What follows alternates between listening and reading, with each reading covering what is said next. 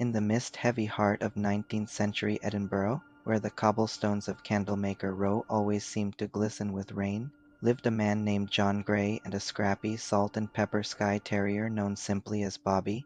John was a night watchman for the Edinburgh City Police, and Bobby was his constant shadow. Every night the pair patrolled the dark wynds and closes of the old town. When the 1 o'clock gun fired from Edinburgh Castle, they could be found sharing a modest meal at a local eating house.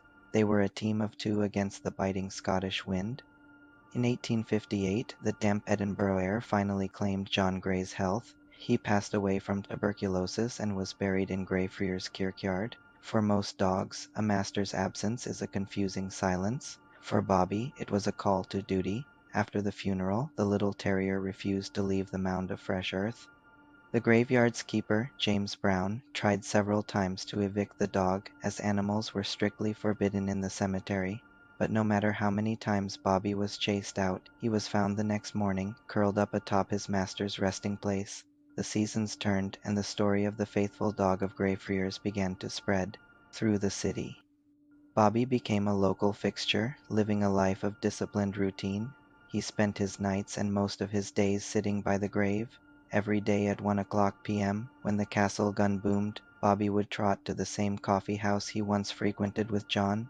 The owner, Mr. Trail, would provide him with a meal before Bobby headed straight back to the kirkyard.